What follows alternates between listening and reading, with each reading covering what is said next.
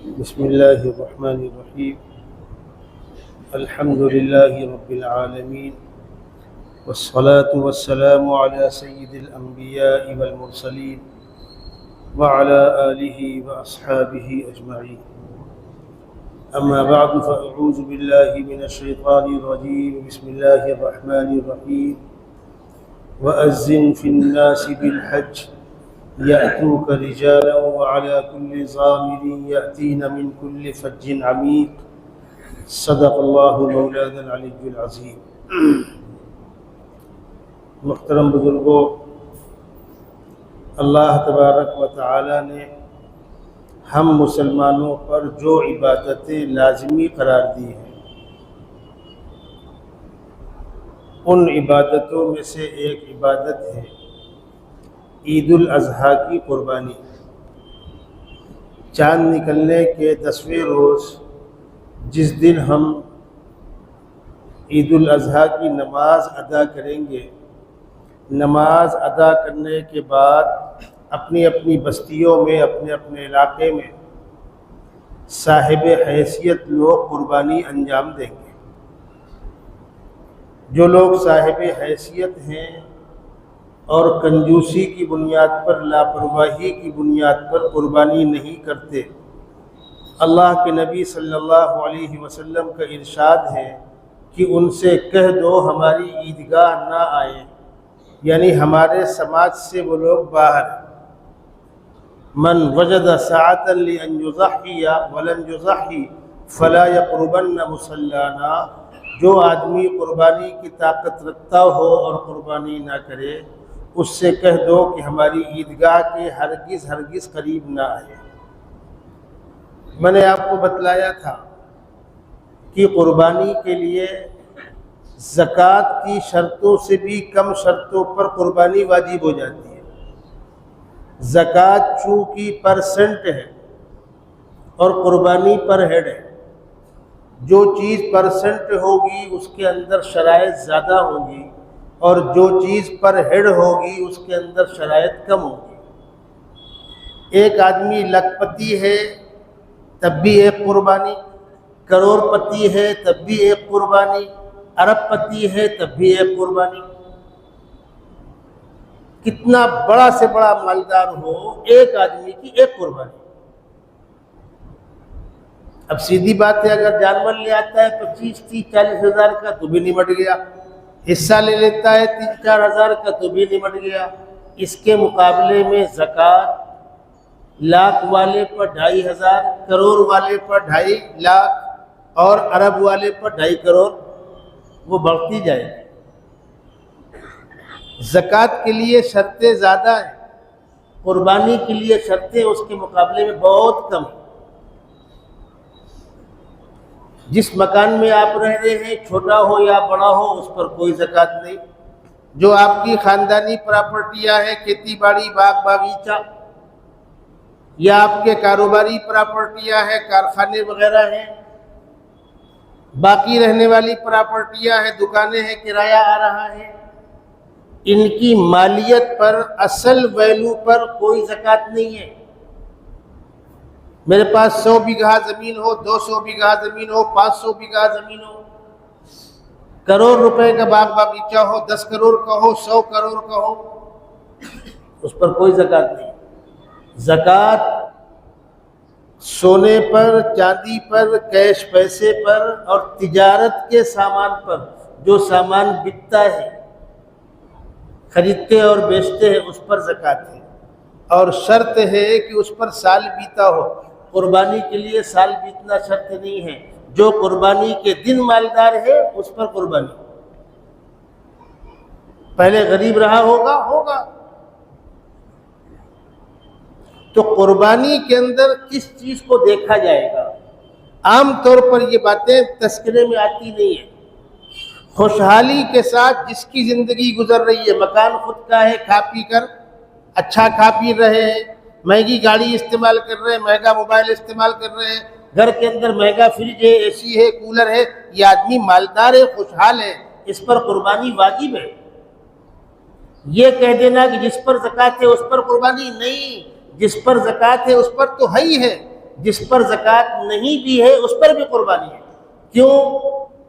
گاڑی کی بنیاد پر زکوٰۃ نہیں ہے، مہنگے موبائل کی بنیاد پر زکوٰۃ نہیں ہے، مہنگے فریج کی بنیاد پر زکوٰۃ نہیں ہے، گھر کے زائد سامان کی بنیاد پر زکوٰۃ نہیں ہے، لیکن یہ سامان قربانی میں کاؤنٹ ہوگا۔ یہ بنیادی فرق ہے۔ تو جو لوگ صاحب حیثیت ہیں، مثلاً عورتوں کے پاس زیور ہوتا ہے، یہ بنیاد بنے گی۔ آپ کی زندگی خوشحالی کے ساتھ گزر رہی ہے، یہ بنیاد بنے گی، آپ قربانی کریں۔ یہ مسئلہ میں نے پہلے ہی بتلایا تھا، آج دہرا رہا ہوں۔ ایک آدھ نازک مسائل جو لوگ پوچھتے ہیں ادھر ذہن جاتا ہے۔ اصولی بات یہ ہے کہ جس آدمی پر قربانی واجب ہے اس کو قربانی کرنا ہے۔ وہ جانور لایا، وہ جانور زخمی ہو گیا، قربانی کے لائق نہیں رہا، دوسرا لا۔ وہ چوری ہو گیا، دوسرا لاؤ۔ وہ مر گیا، دوسرا لاؤ۔ تم پر قربانی ہے، جانور متعین نہیں ہے، قربانی ہے۔ مر گیا، دوسرا لاؤ۔ غریب آدمی ہے، اس پر قربانی واجب نہیں تھی، لے آیا جوڑ توڑ کر کے، جانور بھاگ گیا، چوری ہو گیا، مر گیا، کوئی بات نہیں، اس پر قربانی واجب نہیں تھی، لے آیا تھا، کر لیتا، نہیں رہا، کوئی بات نہیں۔ یہ فرق ہے۔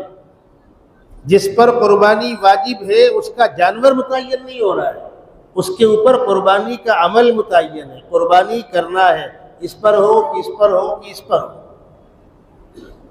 لوگ مسئلہ کیا پوچھتے ہیں، مولانا وہ ایک جانور لائے تھے، ابھی سوچتے ہیں اس کو بدل کر وہ لے لے، اس کو بدل کر وہ لے لے، گنجائش،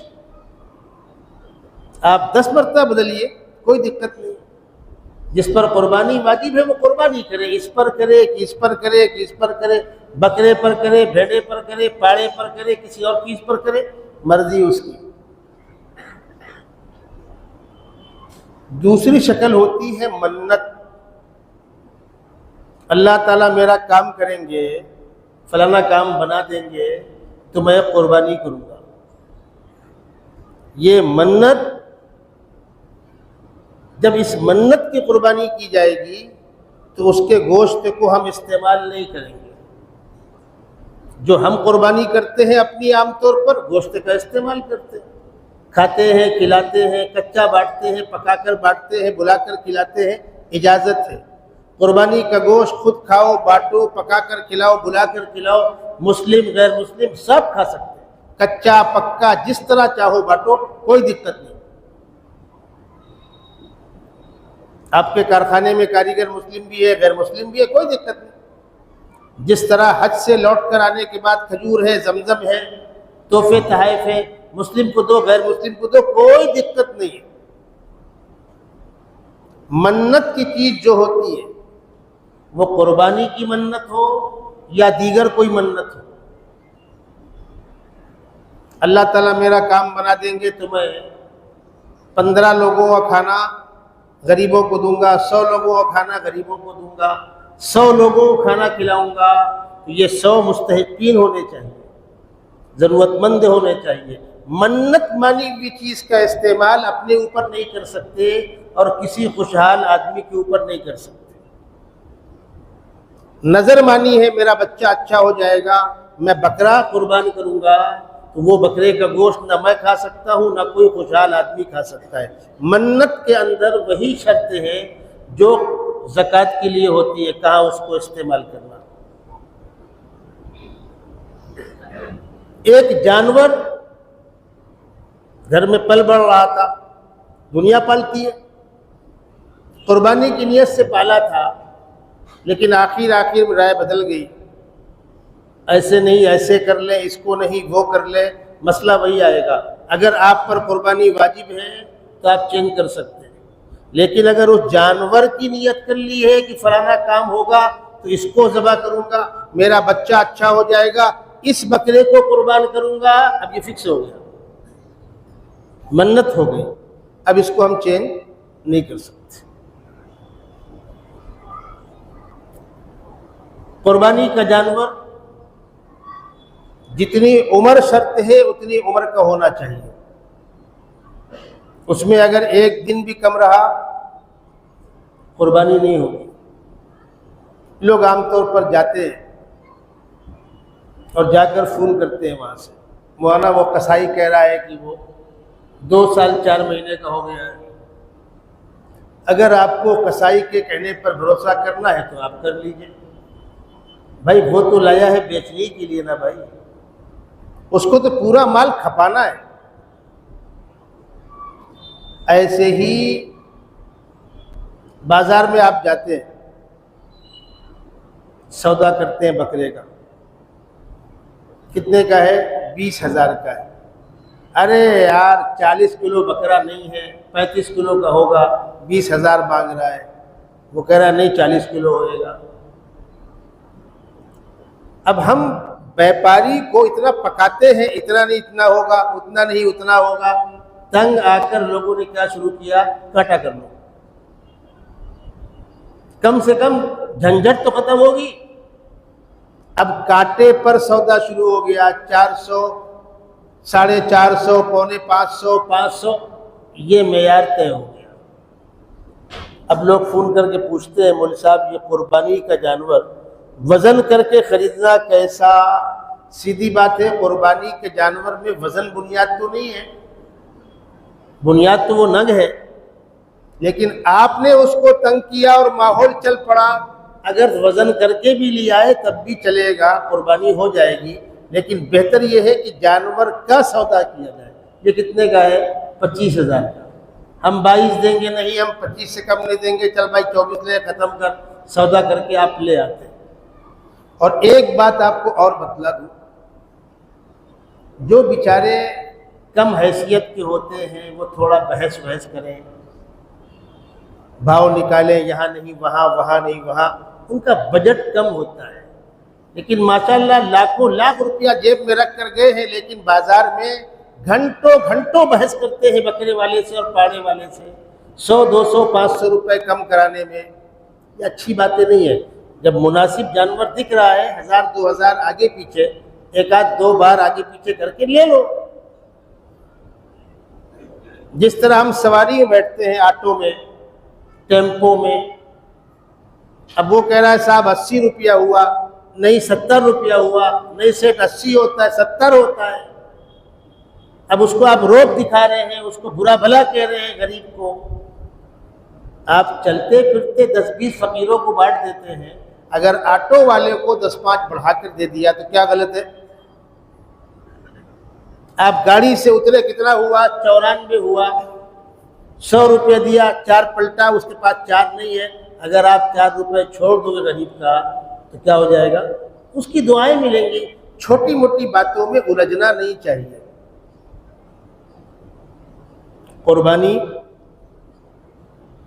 ہماری آپ کی قربانی مال کی قربانی ہوتی ہے۔ جو حاجی حج کرنے گئے ہیں، آج وہ لوٹ کر دوبارہ منی آ گئے، کل عرفات گئے تھے، دن بھر عرفات میں رہے، رات میں مزدلفہ آ گئے اور صبح سے پھر منی واپس آ گئے۔ اب وہ کنکری ماریں گے، قربانی ہوگی، بال بنے گا، احرام کھلے گا، ان کا عمل چلتا رہتا ہے۔ حج کے مہینوں میں، یعنی عید کا مہینہ شوال، اس کے بعد والا مہینہ ذی قعدہ، اور یہ جو مہینہ چل رہا ہے ذی الحجہ، اس کے 12 دن، طواف زیارت کا آخری وقت 12ویں تاریخ کی شام ہے۔ یہ 2 مہینے 12 دن جو ہیں یہ حج کے ایام کہلاتے ہیں، اشہر حج کہلاتے ہیں۔ ان دنوں میں اگر کسی آدمی نے عمرہ اور حج دونوں کیا ہے تو اس پر قربانی ہے۔ دم شکر جو حاجی منی میں انجام دیتے ہیں وہ قربانی حج کی قربانی ہے، اس قربانی کا اس قربانی سے کوئی تعلق نہیں ہے۔ جو یہاں قربانیاں ہوتی ہے مالداری کی بنیاد پر، یہ الگ ہے، وہ حج کی قربانی ہے۔ بہت سے لوگ سمجھتے ہیں وہاں ہو گئی، نہیں، وہ مال والی قربانی بھی کرنی ہے۔ اب وہ مال والی قربانی چاہے تو حاجی وہی کر لے منی میں، اور چاہے آپ یہاں کر دیں، لیکن کرنا تو ہے۔ اور مال والی قربانی اگر آپ مینا میں کرتے ہیں تو کم خرچے میں پڑ جائے گا، اس لیے کہ سرکار جانور منگاتی ہے سرکاری خرچے میں، اور وہ آپ کو بالکل مناسب بھاؤ میں دیتی ہے۔ بہترین اچھا صحت مند دمبا 10-11 ہزار میں وہاں مل جائے گا، یا نہیں ملنے والا۔ اچھا بکرا 10-11-12 ہزار میں وہاں سرکار دے دے گی آپ کو، یہاں نہیں ملنے والا۔ ویسا دمبا یہاں 50 ہزار ملنا مشکل ہوگا، اتنا عمدہ ہوتا ہے، بڑا سر اس کا ہوتا ہے، کھایا پیا ایک دم۔ وہاں جو حاجی قربانی کرتے ہیں حج کی قربانی، اس کے گوشت کو استعمال کر سکتے ہیں وہ، یا پیسے والی قربانی وہاں کرتے ہیں گوشت کا استعمال کر سکتے ہیں جیسے یہاں کرتے ہیں۔ اب ہوتا ایسا ہے کہ 25 لاکھ قربانی وہاں ہونی ہے، سرکار کے بڑے بڑے باڑے ہیں، چل رہا ہے کام، کھٹ کھٹ کھٹ کھٹ کھٹ کھٹ کھٹ کھٹ، جانور ذبح ہوا اور اس کے پیروں پر کانٹے لگا دیے گئے اور چین چل رہی ہے، کھٹ کھٹ کھٹ کھٹ چلا جا رہا ہے۔ آگے جانے کے بعد کھال اس کی اتاری جائے گی، 4 ٹکڑے ہوں گے، بوٹی ہوگی، وہاں جتنا کھپتا ہے کھپے گا، باقی رکھ کر پیک کر کے غریب ملکوں کو اس کو روانہ کر دیں گے۔ بعض لوگ چاہتے ہیں کہ ہم کو ہمارے بکرے کی ایک ٹانگ دی جائے، 5 کلو گوشت دیا جائے، دیتے ہیں۔ وہ کیسے دیتے ہیں؟ آپ نے کہا مجھے گوشت چاہیے، تو سرکاری اسٹاف کھڑا ہوا ہے، مضبوط تھیلی میں ایک ٹانگ پچھلی وہ ڈال کے کھڑے ہوئے، آپ کو پکڑایا اور آپ چلے۔ ہمارے ساتھ ایک حاجی صاحب تھے ماشاءاللہ، کافی باریک باریک لوگ ہوتے ہیں، نہیں موقع مورے بکروا کی چاہیے آپ کو، آپ کے بکرے کی ٹانگ کے لیے اسٹاف کیا رکا رہے گا وہاں؟ گیا وہ ہزاروں جانوروں میں، وہ گیا کہاں گیا کس کو معلوم؟ یہاں جہاں آپ کھڑے ہیں یہاں موقع نہیں کھڑے ہونے کا، لو اور چلو، لو اور چلو، اس لیے کہ لاکھوں لاکھ لوگوں کو وہاں مجمع ہے۔ سرکاری اسٹاف فوراً روانہ کرتا، رو یا حاج، رو رو رو۔ میں نے ان سے کہا بھائی آپ کو ایک ٹانگ ملی نا، پتہ نہیں کہ بکروا کے ہم میں دے دی تو کیا ہو جائے گا؟ ہوا کیا؟ دقت کیا آپ کو آئی؟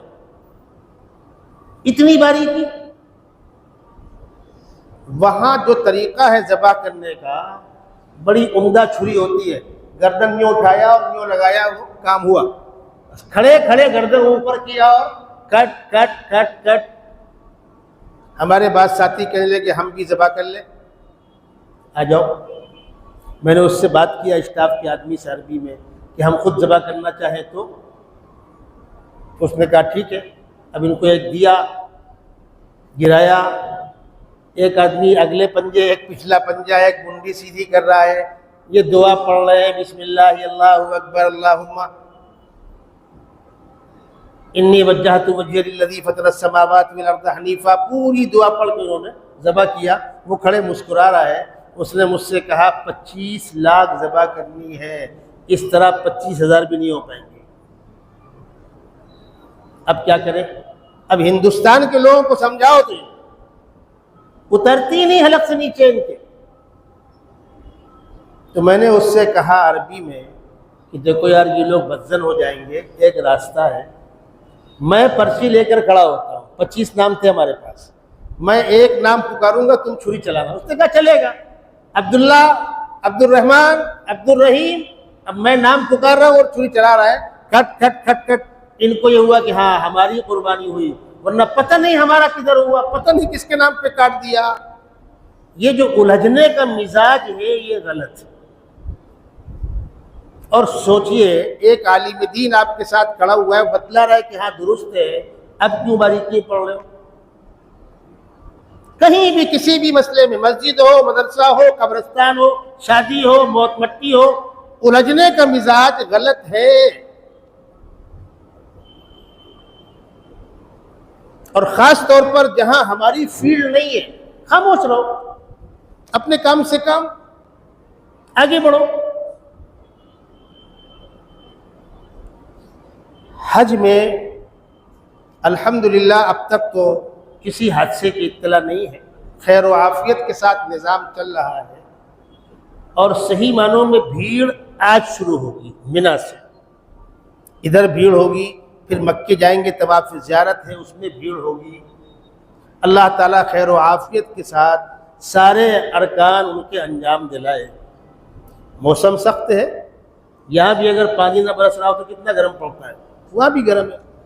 حکومت نے اپنے طور پر فوارے لگا رکھے ہیں، کھمبوں سے پانی کے فوارے نکل رہے ہیں، فوار نکل رہی ہے تاکہ تھوڑا گرمی کم ہو۔ جو ان کے بس میں ہے وہ کر رہے ہیں۔ سرکاری عملہ مسلسل ہیلی کاپٹر سے اوپر گھومتا رہتا ہے، کہیں کوئی تکلیف، ضرورت، کوئی حادثہ، وہ فوراً آتے ہیں۔ ہمارے یہاں اگر آگ لگتی ہے نا تو فائر بریگیڈ آتا ہے روڈ سے چاؤ چاؤ کرتے ہوئے۔ اب سیدھی بات ہے، ابھی اگر اس روڈ سے، درگاہ روڈ سے نالا پار جانا ہو تو ماشاءاللہ کب چلے گا کب پہنچے گا آپ سمجھ سکتے ہیں، کتنے عمدہ راستے ہیں۔ آگ تو ایسا ہے کہ 10-5 منٹ جلائے ختم کر دیتی ہے۔ حج کے ایام میں وہاں اگر وہ روڈ سے فائر بریگیڈ لے جائیں گے تو پبلک کا کیا ہوگا؟ بڑے مسائل ہوتے ہیں ان کے یہاں۔ یہ فائر بریگیڈ ہیلی کاپٹر کے ہیں، اوپر سے آتے ہیں، بلڈنگوں میں اوپر سے آ کے پانی مارتے ہیں، اوپر سے آ کے گیس مارتے ہیں تاکہ پبلک کو تکلیف بھی نہ ہو۔ آج سے تقریباً 30 سال پہلے ایک مرتبہ مینا میں آگ لگ گئی تھی۔ فائر بریگیڈ ہارن دے رہے ہیں، آواز لگا رہے ہیں میک سے، یا حاجت طریق، یا حاجت طریق، سائڈ دو سائڈ دو سائڈ دو۔ کون سنتا ہے؟ اب اگر پبلک پہ چڑھا دے تو اور بڑی مصیبت، پبلک ہٹنے کو تیار نہیں۔ اچھا یہ بھی بڑی دقت ہوتی ہے کہ زبانیں الگ الگ ہیں، جانے والا اپنی زبان بول رہا ہے، ان کی زبان اپنی ہے۔ اب جس کو عربی زبان نہیں آتی اس کو دقت ہوتی ہے۔ ہوٹلوں میں بسیں لگی ہیں حرم تک جانے کے لیے، بس میں سوار ہو گئے، وہاں کا رول ہے دروازہ بند ہوگا تو بس چلے گی، دروازہ کھلا ہوگا تو بس چلے گی نہیں، اور آدمی اگر گیٹ پہ کھڑا ہے دروازہ بند نہیں ہوگا، جب آدمی اندر ہوگا دروازہ تب بند ہوئے گا۔ اب بیچارہ ڈرائیور کہہ رہا ہے فک الباب، پہلے وہ کہتا ہے دک الباب، بند کرو دروازہ، بند کرو، فک الباب، دروازہ کھلنے دو۔ جب جن دنوں میں بسیں بھری ہوتی ہے تو لوگ گیٹ تک ٹنگے رہتے ہیں۔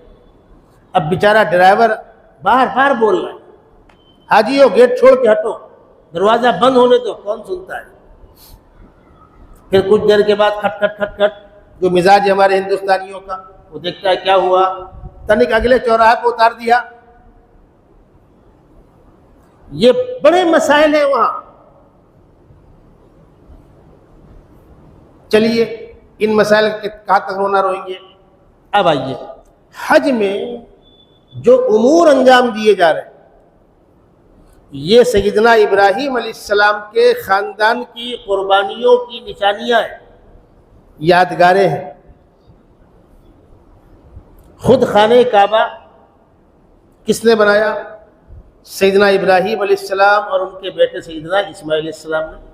قرآن کہہ رہا ہے وَإِذْ يَرْفَعُ إِبْرَاهِيمُ الْقَوَاعِدَ مِنَ الْبَيْتِ وَإِسْمَاعِيلُ، ابراہیم اور اسماعیل بیت اللہ کی دیواریں اٹھا رہے ہیں اور کیا کہہ رہے ہیں؟ ربنا تقبل منا انک انت السمیع العلیم، پروردگار قبول کر لے۔ مطلب دیواریں اٹھا دینا، سلیب ڈال دینا، بن گئی مسجد۔ کس کے لیے بنائی؟ اللہ کی رضا کے لیے۔ اللہ کو پسند آیا، میں مسجد بنایا ہوں، بڑی بنایا ہوں، اونچی بنایا ہوں، خوبصورت بنایا ہوں، گنبد ایسا، منارہ ایسا، دروازے ایسے، پورے گاؤں میں گھوم گھوم کے اپنی واہواہی بگھار رہا ہے، تو اللہ کیا کیا ملنے والا؟ کچھ نہیں ملنے والا۔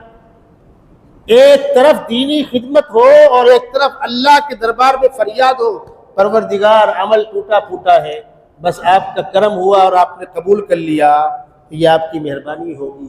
ایک طرف خانہ کعبہ کی دیواریں اٹھا رہے ہیں باپ بیٹے اور دعا کیا کر رہے ہیں؟ ربنا تقبل منا انک انت السمیع العلیم، ربنا واجعلنا مسلمین لک، ہم کو اطاعت کے راستے پر چلا، ہدایت پر چلا، آپ کی توفیق کے بغیر کچھ نہیں ہو سکتا۔ مکے میں ابراہیم علیہ السلام نے اپنے بیٹے حضرت اسماعیل کے ساتھ جو مکان بنایا اس کا نام بیت اللہ ہے، خانہ کعبہ ہے۔ اور ان کی دوسری بیوی فلسطین میں تھی حضرت سارہ، ان کے بیٹے حضرت اسحاق کے ساتھ مل کر وہاں اللہ گھر بنایا، اس کا نام مسجد اقصیٰ ہے۔ یہ دونوں گھر سیدنا ابراہیم علیہ السلام کے تعمیر کیے ہوئے ہیں۔ ایک بیٹی کی اولاد، ایک بیوی کی اولاد مکے میں ہے اور ایک بیوی کی اولاد فلسطین میں ہے، یہ بھی اولاد ابراہیم ہے اور وہ بھی اولاد ابراہیم۔ ابراہیم علیہ السلام کی پوری زندگی سراپا قربانیوں امتحانات میں گزری۔ اولاد نہیں تھی، اولاد ہوئی، جب بچہ چلنے کے لائق ہوا، باپ کے ساتھ دوڑنے کے لائق، تو اللہ نے خواب میں دکھایا کہ بچے کو ذبح کر رہے ہیں۔ ابراہیم علیہ السلام نے بیٹے سے کہا یا بنی انی اری فی المنام انی اذبحک فانظر ماذا تری، میں کئی روز سے خواب میں دیکھ رہا ہوں کہ تم کو ذبح کر رہا ہوں، بیٹا تمہاری کیا رائے ہے؟ قال یا ابت افعل ما تؤمر، ابا جان جو اللہ کی مرضی ہے اس کو آپ انجام دیں، آپ بھی راضی رہیں میں بھی راضی رہتا ہوں۔ ابھی یہ بیٹا گود میں ہے، آپ فلسطین میں ہیں، اور خداوند قدوس کا حکم آیا کہ اپنی بیوی اور بچے کو جا کر ایک مقام پر چھوڑ کر آؤ۔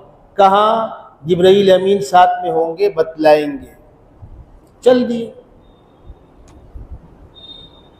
کچھ دور کے بعد کوئی مقام دکھا، یہاں نہیں، یہاں نہیں، یہاں نہیں، پھر وہ مقام آیا جہاں مکہ بستی ہے اور جہاں پر خانہ کعبہ ہے۔ سارے پہاڑ پتھریلے پہاڑ ہیں، ان میں سبزہ نہیں ہے، ہریالی نہیں ہے، آس پاس کہیں پانی نہیں ہے۔ یہاں پر اپنی بیوی اور بچے کو چھوڑ دو اور جاؤ۔ تھوڑی سی کھجوریں، تھوڑا سا پانی ساتھ میں تھا، اپنی بیوی کو اور بچے کو چھوڑا اور چلے۔ بیوی نے پوچھا ہم کو چھوڑ کر کہاں جا رہے؟ کیا جواب دے کہاں جا رہے؟ پھر پوچھا ہم کو چھوڑ کر کہاں جا رہے؟ کوئی جواب نہیں۔ دوبارہ پھر پوچھا اور اہلیہ نے پوچھا کیا اللہ کا حکم ہے جو آپ کر رہے ہو؟ تو گردن سے اشارہ کیا ہاں۔ تو بیوی نے فرمایا ٹھیک ہے، جب اللہ کا حکم ہے تو آپ بھی راضی رہیے، میں بھی راضی رہتی ہوں۔ ابراہیم علیہ السلام واپس فلسطین، ذرا سینے پر ہاتھ رکھ کے بتلائیے، ایک لوتی اولاد کو جنگل میں بیوی اور بچے کو چھوڑ کر لوٹنا معمولی بات ہے؟ اب ایک آدھ دن گزرے، کھجوریں اور پانی ختم ہو گیا، بیوی ہاجرہ کے پیٹ میں غذا نہیں، سینے میں دودھ نہیں، بچہ پیاس اور بھوک سے تڑپ رہا ہے، پانی بھی نہیں ہے، کیا کرے، کس سے کہے؟ بچے کو وہیں زمین پہ لٹایا، سامنے کی پہاڑی، صفا پہاڑی، اس پر چڑھی، اوپر جا کے دیکھوں شاید کوئی مدد مل جائے۔ جب پہاڑ کے تھوڑے اونچے حصے پر آئی تو ماں ہے نا، چہرہ گھما کر اپنے بیٹے کو دیکھا کہ میرا بیٹا خیریت سے ہے۔ پھر پوری اوپر پہاڑی پر چڑھ گئی اور دور دور تک دیکھا شاید کوئی انسان دکھے، کسی سے مدد مل سکے، کوئی نہیں دکھا۔ اب کیا کرے؟ اتنی پہاڑی سے نیچے اگلی پہاڑی کی جانب 20 کا راستہ دوڑ کر طے کیا اور اگلی پہاڑی پر چڑھی، مروہ پر، تھوڑا اوپر آنے کے بعد پھر چہرہ گھما کر بچے کو دیکھا، پھر اوپر تک چڑھ گئی، دور دور تک دیکھا اور کوئی نظر نہیں آیا۔ اس خاتون ذات نے 7 چکر لگائے ہیں صفا اور مروہ پہاڑی کے، اور 7 چکر لگانے کے بعد یہ سوچ کر کے اب تو موت یقینی ہے، کب تک چلوں گی، چلوں بچے کے پاس، اب تو دونوں کی موت ہے۔ ادھر خداوند قدوس نے جبرائیل امین کو بھیجا کہ اسماعیل جہاں پر ایڑی رگڑ رہے ہیں روتے ہوئے، وہاں پر مارو اور پانی نکالو، جبکہ سرزمین مکہ میں نیچے پانی آج بھی نہیں ہے، پانی وہاں نہیں ہے پہاڑی علاقے میں۔ آئی دیکھا تو پانی ابل رہا ہے. اب اس پانی کو کہا تو ایک ایک بوند پانی نہیں تھا اور پانی افراط ہو کر بہہ رہا ہے. مٹی اور کنکروں سے اس کو گھیر دیا, تب بھی پانی تیز ابل رہا ہے, بہہ رہا ہے. تو یہ افسوس ہو رہا ہے کہ اچھا پانی ضائع ہو رہا ہے. تو اس پانی سے کہا زم زم, رک رک. تو پانی اسی دائرے کے اندر رک گیا. انہوں نے پیا, بچے کو پلایا. اب جب چشمہ ابلا تو فضا کے پرندوں کی نگاہ پڑی پانی کے اوپر. وہ پرندے بھی دیکھتے ہیں پانی کدھر ہے, تو پرندوں کا رخ اس پانی کی طرف ہوا. جب پرندوں کا رخ ادھر ہوا تو چلنے والے قافلے پرندوں کا رخ دیکھتے تھے کہ پرندے کدھر جا رہے ہیں. پرندے ادھر جا رہے ہیں, اس کا مطلب وہاں کچھ نہ کچھ ہے. جب قافلے ادھر رخ کر رہے ہیں تو یہاں ایک خاتون ہے, ایک پھول جیسا بچہ ہے, اور تیسرا کوئی نہیں. وہ سمجھ گئے کہ اللہ کی نیک خاتون ہے اور یہ اللہ کی طرف سے تحفہ ہے. تو قبیلے بنی جرہم تھا, اس نے پوچھا اگر آپ کی اجازت ہو تو ہم بھی قریب میں خیمہ لگا لیں. لگا لو. پھر اور قافلے آتے گئے, خیمے لگتے گئے. پھر ابراہیم علیہ السلام کا جانا اور آنا ہوتا رہا, اور خداوند قدوس نے آپ کو ایسی سواری دی تھی کہ آپ فلسطین سے مکہ کچھ وقت میں آ جاتے تھے. بیٹھے اور وہ تیز چلی اور پہنچ گئے. اللہ کی مدد تھی. اس کے بعد ہی اسماعیل علیہ السلام کے ذبح کرنے کا واقعہ ہوا. ابراہیم علیہ السلام بیٹے کو لے کر چل رہے ہیں. ابلیس کو کہاں گوارا, اس نے آ کر پوچھا زوجہ محترمہ سے, بڑے میاں کہاں ہیں؟ کہ جنگل طرف گئے ہیں, مینا کی طرف. بیٹا کہاں ہے؟ ساتھ میں ہے. خیریت؟ بیٹے کو ذبح کرنے گئے ہیں. ارے بھلی عورت, اس بوڑھے کو نہیں سمجھتا, تم کو سمجھتا ہے. بڑھاپے کا سہارا ہے, اولاد ہے, کہیں بیٹے کو ذبح کرتے ہیں. انہوں نے کہا جا کے ان سے ہی بات کر. آ گیا. ابراہیم علیہ السلام کے سامنے ایک بڑی عمر کے بزرگ کی شکل میں آیا. ابراہیم کہاں جا رہے ہو؟ چھری ہاتھ میں کیوں لیے ہو؟ بیٹے کو ذبح کرنے. ابراہیم کچھ سمجھنے میں غلطی ہو گئی ہوگی, کہیں بیٹے کو ذبح کرتے. ابراہیم علیہ السلام نے فرمایا اللہ کے حکم میں جو رکاوٹ بنے وہ ابلیس ہی ہو سکتا ہے. اور مینا کے میدان میں کنکر تو ہی ہے, اٹھا کر پتھر کنکر اس کو پھینک کے مارا, وہ بھاگا. پھر آگے چلے, پھر آیا, پھر سمجھایا, پھر کنکری پھینک کے ماری, پھر بھاگا. 3 مقامات پر ابراہیم علیہ السلام نے شیطان کو کنکری ماری تھی.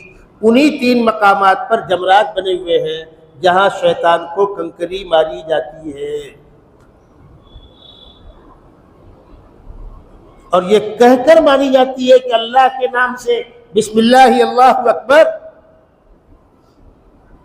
رغمن للشیطان ورضا للرحمن, اللہ کی رضا کے لیے اور شیطان کو رسوا کرنے کے لیے. تو رکاوٹ بن کے آیا تھا, اور وہ کنکری شیطان کو لگتی ہے. جب ہم مارتے ہیں تو اس کو لگتی ہے, وہ رسوا ہوتا ہے. حدیث شریف میں آتا ہے جتنا ابلیس ان دنوں میں رسوا ہوتا ہے کبھی رسوا نہیں ہوتا. باپ بیٹے نے مشورہ کر لیا. باپ نے بیٹے کو اودھے منہ فلما اسلم وتلہ للجبین, پیشانی نیچے, یہ گدی اوپر, تاکہ نگاہ چہرے پر نگاہ نہ پڑے. بیٹے نے کہا کہ ابا میرے ہاتھ پیر باندھ دیجئے, چھری چلے گی, خون نکلے گا, میں تڑپوں گا, ہو سکتا ہے حکم خداوندی میں کچھ گستاخی ہو جائے. اور آپ اپنے آنکھ پر پٹی باندھیں. بیٹے کا خون باپ کی نگاہوں کے سامنے بہے گا.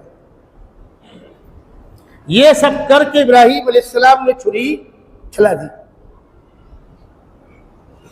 آسمانی نظاموں میں کوہرام برپا ہو گیا. تاریخ میں چند واقعات ہیں جب آسمانوں میں کوہرام برپا ہوا. ایک تو سیدنا محمد صلی اللہ علیہ وسلم پر جب طائف کے میدان میں پتھر برسائے جا رہے تھے تو آسمان نظام میں کوہرام برپا تھا. خدا بندہ کیا ہو رہا ہے, خدا بندہ کیا ہو رہا ہے؟ ابراہیم علیہ السلام چھری لے کر بیٹے کی گردن پر چلانے جا رہے ہیں اور فرشتے کہہ رہے اللہ اکبر اللہ اکبر اللہ اکبر. خدا بندہ کیا ہونے جا رہا ہے؟ پروردگار نے جبرائیل امین کو بھیجا، جاؤ یہ دمبا لے کر جاؤ اور ابراہیم سے کہنا کہ بیٹے کو نہیں اس کو ذبح کریں. جبرائیل امین دمبا لے کے اتر رہے ہیں اور ابراہیم علیہ السلام بیٹے کی گردن پر چھری چلا رہے ہیں.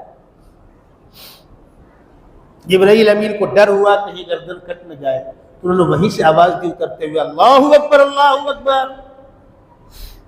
ابراہیم علیہ السلام نگاہ اٹھا کر دیکھا تو جبرائیل امین ہے، وہ کہہ رہے ہیں کہ خدا بند قدوس نے کہا کہ دمبے کو ذبح کرو بیٹے کو نہیں. تو انہوں نے کہا لا الہ الا اللہ واللہ اکبر. تو بیٹے کی گردن تو کٹی نہیں تھی. جب بیٹے نے نگاہ اٹھا کر دیکھا تو فرشتہ اتر رہا ہے اور ابا سے یہ کہہ رہا ہے. تو انہوں نے کہا اللہ اکبر وللہ الحمد. آپ جو آج 9 تاریخ کی فجر سے لے کر 13 تاریخ کی عصر تک تکبیر تشریف پڑھ رہے ہیں اللہ اکبر لا الہ الا اللہ واللہ اکبر وللہ الحمد، یہ 3 لوگوں کی مشترکہ گفتگو کو جوڑا گیا ہے تو تکبیر تشریف بنی. قرآن کہتا ہے فلما اسلما وتلہ للجبین ونادیناہ ان یا ابراہیم قد صدقت الرؤیا انا کذلک نجزی المحسنین. ہم نے کہا ابراہیم بس تم نے اپنا کام پورا کر دیا، ہم اس بیٹے کو ذبح نہیں ہونے دیں گے. کیوں؟ اسی کی اولاد سے تو امام الانبیاء کو پیدا ہونا ہے، اسی کی اولاد تو عرب کہلائے گی. سیدنا محمد صلی اللہ علیہ وسلم اسی کی اولاد خاندان سے ہونے والے ہیں، ہم اس کو کیسے ذبح ہو جانے دیں گے؟ ایک طرف باپ اپنے بیٹے گردن پر چھری چلانے کو تیار ہے اور ایک طرف بیٹا حکم خداوندی کے سامنے سرنگو ہے، اللہ کی مرضی ہے تو مجھے آپ ذبح کر دیجئے. کسی نے کہا ہے یہ فیضان نظر تھا یا کہ مکتب کی کرامت تھی، سکھائے کس نے اسماعیل کو آداب فرزندی. تو بیٹے ابراہیم علیہ السلام کے تھے. اب دیکھیے آپ حج میں ابھی حاجی جب لوٹیں گے کنکری مارنے کے بعد 1 آدھ دن کے اندر مکے جائیں گے، طواف زیارت کریں گے. تو وہ خانہ کعبہ کا طواف کرنے کے بعد صفا اور مروہ پہاڑی پر چلیں گے. کس کی نقل ہے یہ؟ ابراہیم علیہ السلام کی زوجہ محترمہ حضرت اسماعیل کی والدہ جو پانی کی تلاش میں بیٹے کی زندگی بچانے کے لیے اس وقت، آج تو وہاں ماربل لگ گیا، نوکدار پتھر تھے، اچھا خاصا فاصلہ ہے اور بیچ کا راستہ انہوں نے دوڑ کر طے کیا تھا. تو مرد حضرات کے لیے حکم ہے کہ اس راستے کو دوڑ کر طے کرو. آپ دیکھیں گے لوگ صحیح کرتے ہوئے اس فاصلے کو لوگ دوڑ کر طے کرتے ہیں. یہ دوڑنے والا کام عورتوں کا نہیں مردوں کا ہے. تمہاری دادی اماں دوڑ چکی. جب ہم صفا پہاڑی پر چڑھتے ہیں صحیح کے لیے تو تھوڑی اونچائی پر جا کر خانہ کعبہ کی طرف رخ کر دعا مانگو، دعا قبول ہوگی. ادھر رخ کیوں کرایا جا رہا ہے؟ دادی اماں ہاجرہ نے اپنے بیٹے کی محبت میں چہرہ گھما کر دیکھا تھا کہ میرا بیٹا خیریت سے ہے کہ نہیں. تو تم بھی چہرہ گھما کر، اب تو وہاں بیٹے کی جگہ تو ہے نہیں، بیٹا تو ہے نہیں، اب تو خانہ کعبہ سامنے ہے، تم چہرہ گھما کر خانہ کعبہ کو دیکھو اور دعا کرو. یہ زمزم کا پانی جو اسماعیل کی جان بچانے کے لیے نکالا گیا تھا، ایسا چشمہ دنیا کے اندر نہیں ہے. بڑے اس پر ریسرچ ہوئے. پہلے وہ کنواں کھلا ہوا تھا، اب تو خیر بند کر دیا گیا ہے. وہاں جو لوگ پانی پیتے ہیں وہ تو پیتے ہی ہیں. باہر بڑی بڑی ٹنکیاں بنی ہوئی ہیں، نل لگے ہوئے ہیں، ٹینکروں میں پانی بھر کے جا رہا ہے زمزم کا. عرب کے شیوخ بھر کے لے جا رہے ہیں. مکے سے مدینہ منورہ پہنچایا جا رہا ہے. حاجی یہاں بھی پیٹ بھر بھر کے پی رہا ہے، وہاں بھی پیٹ بھر بھر کے پی رہا ہے. اور ہر حاجی کم از کم 5 کلو لے کر آ رہا ہے، لانے والے اور زائد بھی لاتے، بڑی مقدار میں سمندر کے ذریعے سے زمزم دنیا کے اندر بھیجا جا رہا ہے۔ کیسا چشمہ ہے یہ جو بند ہونے کا نام نہیں لیتا، اور کیسا پانی ہے یہ جو خراب ہونے کو نہیں۔ حدیث شریف میں آتا ہے زمزم کا پانی جس مقصد کے ساتھ پیا جائے، جس جذبے کے ساتھ پیا جائے اور جو دعا مانگی جائے وہ دعا قبول ہوتی ہے، یہ حقیقت ہے۔ ماء زمزم لما شرب له، زمزم کا پانی اس مقصد کے لیے ہے جس مقصد کے لیے پیا جائے۔ لاکھوں لاکھ بیماروں کو شفا ہوئی ہے۔ میرے استاد نے بتلایا مجھ سے، ان کا پسینہ بہت بدبو کرتا تھا، ہم لوگ شاگرد ہم کو سنتے تھے، وہ اکثر اگر ایک دن نہ نہائے تو پسینہ باز مارتا تھا۔ کہنے لگے میں گیا اور میں نے زمزم کا پانی پیا اور دعا کی کہ پروردگار میرے پسینے بدبو بہت ہی سو ختم کر دے، وہ ختم ہو گئی۔ نہ جانے کیسے کیسے مریضوں کو شفا ہوئی ہے، مانگنے کا ڈھنگ ہونا چاہیے۔ فرانس کی ایک خاتون تھی عائشہ نامی، اس کو بلڈ کینسر ہو گیا تھا۔ اس زمانے میں بلڈ کینسر کم لوگوں کو ہوتا تھا، اب تو بہت ہونے لگا۔ ڈاکٹروں نے کہا کہ اس کے بچنے کی کوئی امید نہیں ہے، 2-3 مہینے کی مہمان ہے، گھر لے جاؤ، جو کھائے کھلاؤ، اس کے سارے شوق و ارمان پورے کرو، پریشان مت ہو، بچے گی نہیں۔ اس کو کیا سوجھی، اس نے کہا اب زیور رکھ کے میں کیا کروں گی، دولت رکھ کے کیا کروں گی، سب بیچ باچ کے چلی میں حج کرنے۔ آئی اور پیٹ بھر بھر کے زمزم پیتی اور دعا کرتی، پروردگار دنیا کے ڈاکٹروں کا فیصلہ بالکل اٹل ہے، صحیح ہے، لیکن آپ کی قدرت اس سے اوپر ہے، یہ حقیقت ہے۔ اللہ کی طاقت قدرت اس سے اوپر ہے، سارے ڈاکٹر ایک طرف اور خداوند قدوس کی قدرت ایک طرف۔ آپ مجھے اچھا کر دیجیے، حج کر کے لوٹ کے آئی، کچھ بھی نہیں، دوبارہ چیک اپ کرایا، کچھ نہیں، کینسر کا کوئی نشان نہیں۔ اس ڈاکٹر کو رپورٹ پیش کی گئی، ڈاکٹر ماننے کو تیار نہیں، اس نے کہا ہم چیک اپ کریں گے۔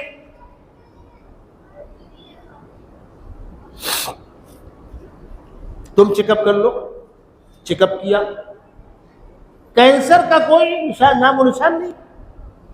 یہ کیا ہوا؟ وہ رپورٹ تو موجود تھی پرانی کمپیوٹر کے اندر، جس کے اندر کلیئر ہے کہ یہ کیس ہاتھ سے نکل چکا ہے۔ ڈاکٹر نے پوچھا ہوا کیا؟ تو بتلایا گیا یہ حج کرنے گئی تھی، زمزم پی کر دعا کرتی تھی، اللہ نے دعا سنی۔ یاد رکھیے گا، ہم لاکھوں لاکھ لوگ گئے، احرام باندھ کر گئے، ارکان ادا کر کے آ گئے، حاجی صاحب کہلائے، نام کے آگے حاجی صاحب لکھنے لگے۔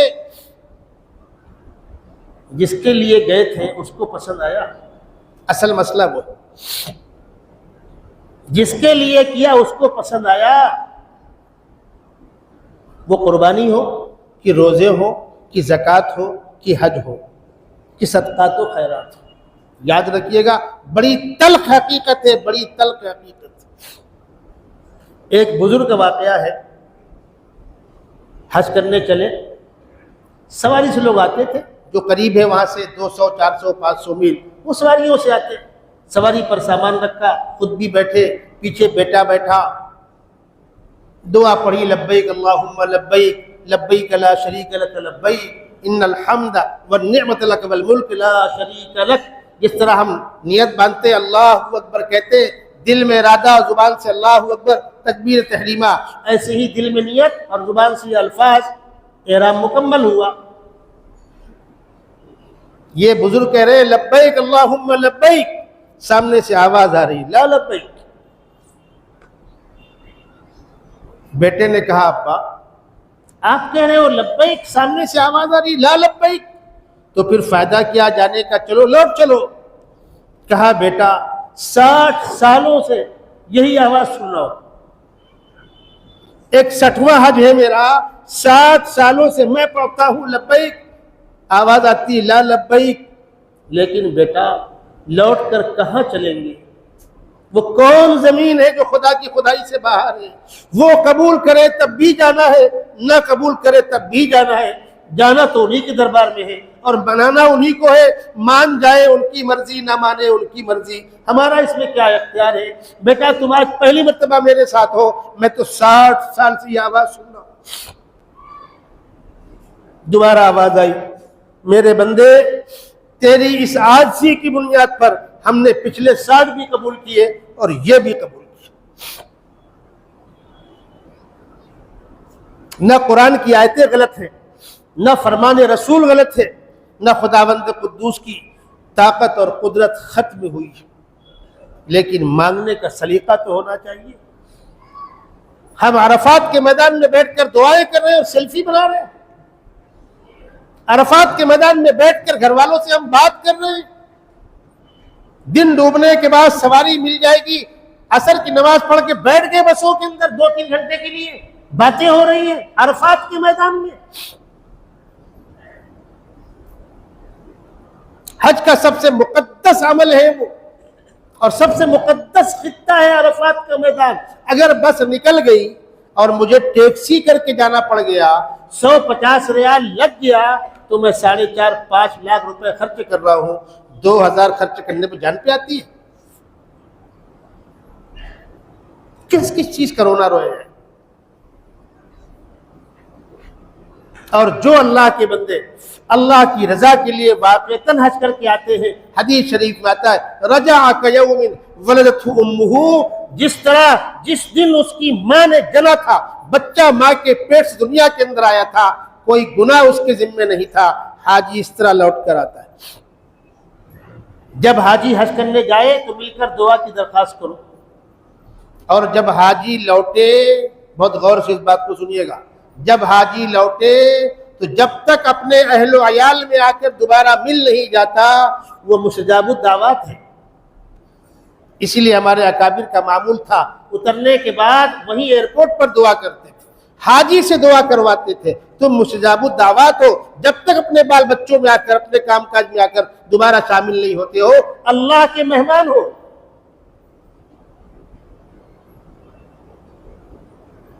اور بہت پرانی بات نہیں کر رہا ہوں، 50 سال پیچھے لوٹ جائیے، حاجیوں کے قافلے نکلتے تھے تو غیر مسلم پیر چھوتے تھے، دعا کی درخواست کرتے تھے۔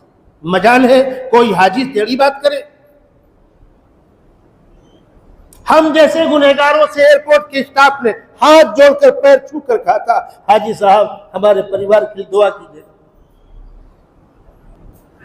اتنا مقدس عمل ہے، اتنا مقدس عمل ہے یہ، جس کو اللہ نے جانے کی توفیق دی وہ خوش قسمت ہے۔ جو نہیں جا سکے صاحب حیثیت ہے، پروگرام بنائیں، ترتیب بنائیں۔ وہ موسم ایسا ہوتا ہے اور ایسا ہوتا ہے، جو نہیں گئے وہ یہاں نہیں مرتے، روز جنازے اٹھتے ہیں یہاں نہیں مرتے، وہ تو آئے گی۔ ارے خوش قسمت ہے وہ جو اس سرزمین کا پیوند بن جائے، کس کو نصیب ہے؟ اور اگر حاجی حج کے لباس میں، احرام کی حالت میں ارکان حج ادا کرتا ہوا اللہ کو پیارا ہوا، ہر سال اس کے حج کو اس کا ثواب میں جوڑا جائے گا۔ جتنے سال بچیں گے قیامت تک وہ عمل اس کے نام اعمال میں جوڑا جائے گا، اس لیے کہ وہ اس یونیفارم میں گیا ہے۔ جس طرح کوئی فوجی جنگ کرتا ہوا اگر مارا جاتا ہے تو سرکاری اعزاز کے ساتھ اس کو دفنایا جاتا ہے۔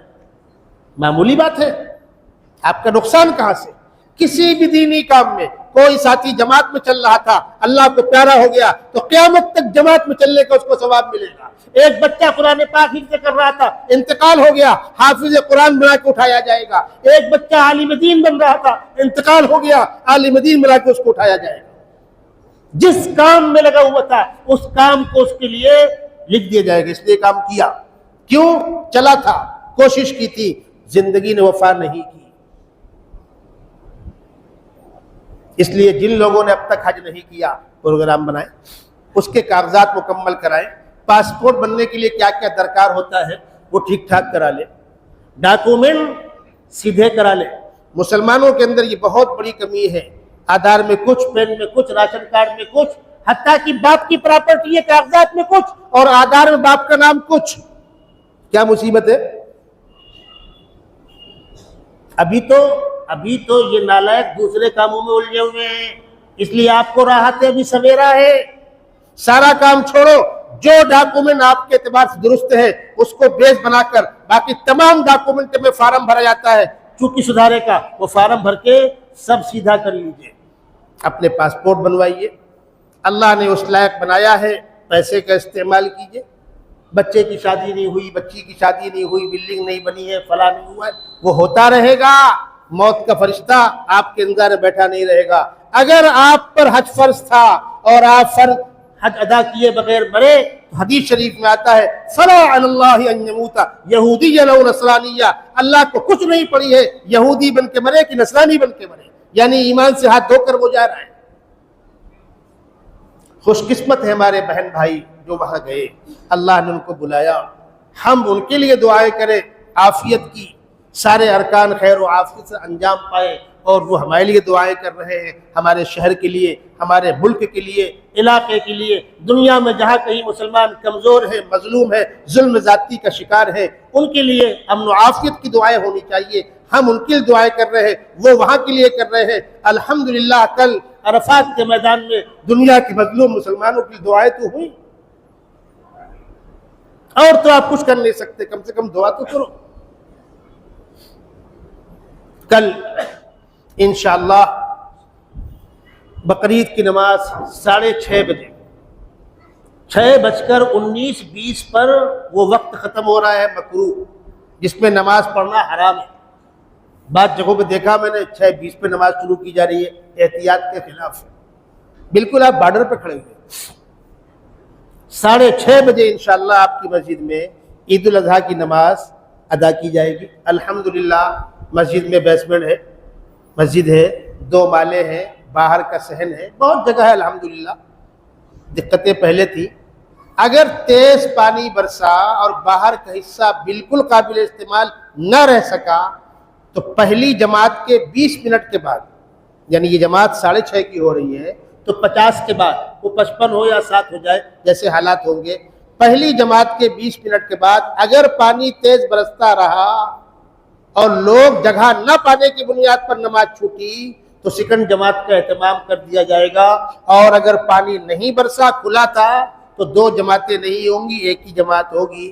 اس کے باوجود کوئی نہیں آ سکا تو جہاں کہیں اور دیر میں جماعتیں ہیں وہاں جا کر شامل ہو۔ قربانی کے لیے آپ حضرات سینٹر میں جائیں گے، جانوروں کو لائیں گے، قربانی کریں گے۔ یہ قربانی کے جانور کی کھال جو ہوتی ہے، اس کو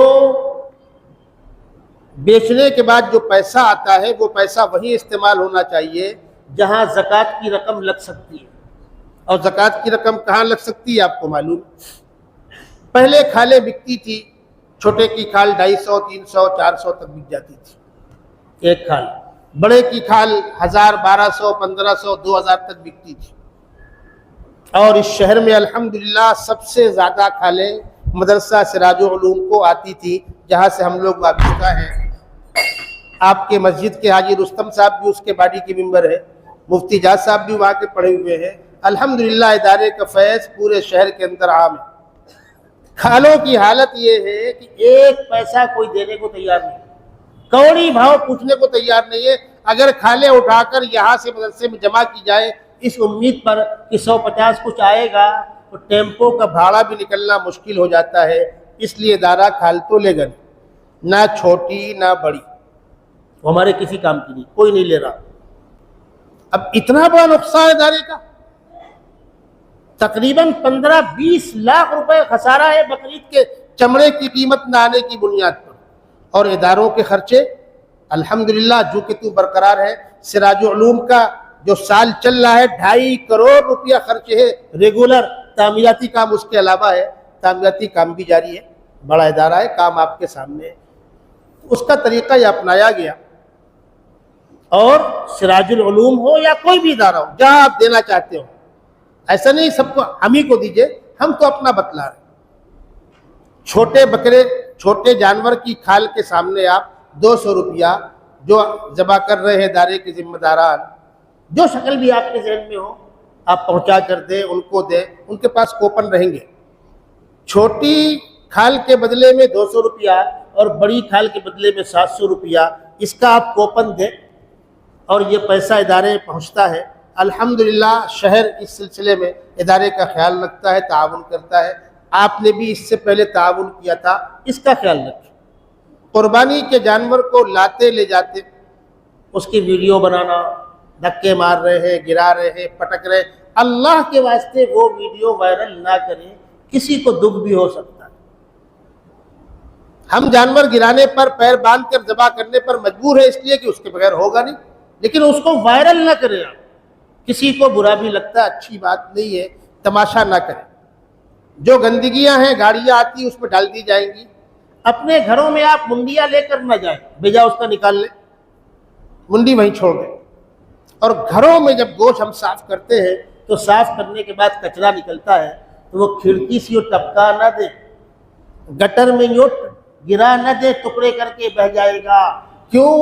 2 دن کے بعد وہ گوشت سڑتا ہے، پھر پورے مسلم محلوں میں ایک باس جیسی آتی ہے جس کا غلط پیغام بہت دور تک جاتا ہے۔ اس کو تھیلی میں رکھ کر جو کچرے کا ڈبہ ہے وہاں لا کر ڈالے، وہ ڈبے اٹھا کر پھینک دیے جائیں گے۔ صفائی کا خاص خیال رکھیں اللہ کے واسطے۔ وہ گوشت خود بھی کھائے، غریبوں کو کھلائے۔ آپ سے متعلق کاریگر ہے، کام والی خالہ ہے، ضرورت مند مستحقین ہے، ان کو پہنچا کر دے عزت کے ساتھ، اور اللہ توفیق دے تو کچھ گوشت لے کر غریب علاقوں میں نکل جائے، جا کر وہاں کلو 2 کلو کی پیکٹیں بانٹ دے۔ اس لیے کہ ایسا بھی ہوتا ہے کہ بقرعید آ کر نکل جاتی ہے، ان بیچاروں کے ہاں گوشت نہیں پہنچتا۔ قربانی کا گوشت آپ کچا بانٹے، پکا کر بانٹے، بلا کر کھلائے، مسلمان کو کھلائے، غیر مسلم کو کھلائے، سب اجازت ہے۔ سینٹر میں پولیس عملہ آتا ہے، جینٹس بھی ہے، لیڈیز بھی ہیں، ان کی ڈیوٹی ہے، وہ ہمارے ہی بہن بھائی ہیں، انسان ہیں، بیٹھنے کو ٹیبل دے دیجئے، گھروں سے کھجور پانی بھیج دیجئے، کلنگڑ کاٹ کے بھیج دیجئے، کوئی پھل دے دیجئے، آم دے دیجئے، جو پھل عام طور پر آ رہا ہے وہ کاٹ کر آپ بھیج دیجئے۔ گوشت ہر ایک نہیں کھاتا، لیکن جو چیزیں کھاتے ہیں ان کو پانی کے لیے پوچھئے، بیٹھنے کو ٹیبل دے دیجئے۔ لیڈیز اسٹاف آتا ہے، اس کا اور خاص خیال رکھیے، ہماری بہنیں ہیں، ڈیوٹی کر رہی بیچاری، انسان ہے، ہمارے محلے میں آئی ہوئی ہے، ہمارے دروازے پر کوئی بھی ہے، ہم کو اس کا احترام کرنا چاہیے، سرکاری اسٹاف کے ساتھ اچھا سلوک کرنا چاہیے، ان سے ہمارا کوئی اختلاف نہیں ہے، کوئی پنگا نہیں ہے۔ اور الحمدللہ بھیونڈی کے اندر ابھی ماحول بالکل پرامن ہے، ہر ڈپارٹ کے لوگ مکمل تعاون کرنے کو تیار ہیں، کہیں سے کوئی بدمزگی، کوئی ٹکراؤ، کوئی اختلاف کی بات نہیں ہے۔ اللہ تبارک و تعالی خیر و عافیت کے ساتھ بقرعید کے 3 دن اسی حال میں گزروا دیں، اور امید ہے کہ انشاءاللہ امن و امان کے ساتھ گزرے گا۔ کہ جو آپ اچھا سلوک کرتے ہیں اس کا پیغام بہت دور تک جاتا ہے، اس کا پیغام بہت دور تک جاتا ہے۔ اب تو خیر سینٹروں میں میرا آنا ہوتا بھی نہیں ہے، اس لیے کہ حال کے مسائل بھی نہیں ہے، کچھ میری کمر کی تکلیف کو اس سے میں ذبح نہیں کرتا، اور کبھی کمر چمکے نہیں۔ جب میں باقاعدہ رہتا سینٹروں میں اس وقت کئی واقعات، آپ کو ایک واقعہ سناتا ہوں۔ سمرو باغ میں کچھ لوگ کھڑے تھے، تیز دھوپ تھی، میں نے گھروں سے کچھ پھل منگائے، پانی منگایا اور اشارہ کیا ایک پولیس والے کو کہ آئیے، تو نہیں، اس سے کہا آئیے۔ اب وہ آپس میں یہ اس کو دیکھ رہا ہے، وہ اس کو دیکھ رہا ہے، وہ اس کو دیکھ رہا ہے، اور کچھ دیر کے بعد سب کی مرضی ہو گئی کہ ہاں بھائی پانی پینا چاہیے، تو مجھ کو اشارہ کیا کہ تھوڑا پیچھے آئیے، ایک گاڑی کی آڑ میں۔ وہ نہیں چاہتے کہ اوپن گیٹ میں کھڑے ہو کر وہ ناشتہ کر رہے ہو، ہم کرا رہے ہو، کوئی فوٹو مار دے، ڈیوٹی برابر کام نہیں کیا تھا، اور وہاں کھڑے ہو کر ان لوگوں نے کھایا اور بہت دعائیں دی۔ کیا بگڑ گیا ہمارا؟ گزشتہ سالوں میں ہمارے عبداللہ رگالی کی بلڈنگ کے سامنے وسیم بھائی وغیرہ کرتے، بہت سے لوگ کرتے، پاپا بھائی وغیرہ کرتے، بہت سے لوگ کرتے، نعمان بھائی وغیرہ۔ ارے بھائی تیوہار میں ہم کس کی خدمت نہیں کرتے؟ 1 کلو کھجور منگا لیں، 1 کلنگڑ منگا لیں، ٹھنڈا پانی منگا لیں، کچھ مشروب منگا لیں۔ یہ انسانیت ہے، اور اسی انسانیت کی بنیاد پر، اسی انسانیت کی بنیاد پر اس ملک میں اب تک جو آگ لگانا لوگ چاہ رہے ہیں اور نہیں لگی ہے، وجہ یہ بھائی چارگی ہے اور انسانیت ہے۔ ان کی کیا بات ہے وہ اہل سیاست جانے، میرا پیغام محبت ہے، جہاں تک پہنچے ہم تو اپنا کام کریں۔ اللہ تبارک و تعالی خیر و عافیت کے ساتھ اس تہوار کو بھی نکالے، ہمارے حق میں حجاج کی دعاؤں قبول فرمائے اور حجاج کے لیے ہم دعائیں کریں، ہم کو توفیق عطا فرمائے۔